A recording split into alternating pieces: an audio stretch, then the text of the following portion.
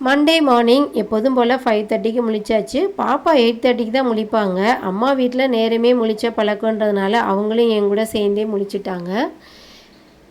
அவங்களுக்கு பால் ஆற்றி கொடுத்துட்டு மார்னிங் கேர்லாம் முடிச்சுட்டு மிஷினில் கொஞ்சம் துணி போட வேண்டியது இருந்தது. அதையும் போட்டுட்டு ஹேண்ட் வாஷ்க்கு துணியும் ஊற வச்சுட்டு அதுக்கப்புறம் நான் கிச்சனுக்கு வந்தேன். ஹஸ்பண்ட்க்கு ஒரு டீ வச்சு கொடுத்துட்டு மார்னிங் டிஃபனாக தோசையும் நிலக்கடலை சட்னியும் தான் வச்சுருந்தேன். மத்தியானம் லஞ்சுக்கு ரசம் வச்சு உருளைக்கிழங்கு பொரியல் பண்ணி அப்பளம் பொரிச்சிக்கலாம் அப்படின்னு சொல்லி தான் பிளான் பண்ணியிருக்கேன்.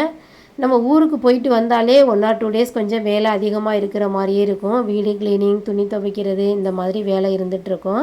என்னோடய ஹஸ்பண்ட் வீடெலாம் கொஞ்சம் க்ளீனாக தான் வச்சுருந்தார். இருந்தாலும் நம்ம ஒரு க்ளீன் பண்ணால் தான் நமக்கு ஒரு ஃபுல்ஃபில்லாக இருக்கும். அதனால் அந்த வேலை எல்லாமே டெய்லி போயிட்டுருக்குது. ஒரு சிஸ்டர் லாங் வீடியோஸ் போடுங்க சிஸ்டர் அப்படின்னு சொல்லியிருந்தாங்க. அம்மா ஊரில் டவர் பிரச்சனை அப்படிங்கிறதுனால லாங் வீடியோஸ் என்னால் போட முடியலை. இங்கே ஊருக்கு இப்போ வந்து ஒரு சில வேலைகள் 1 or 2 டேஸ் இருக்கும். கண்டிப்பாக நான் உங்களுக்கு மோட்டிவேஷன் vlog நான் போஸ்ட் பண்ணுறேன்.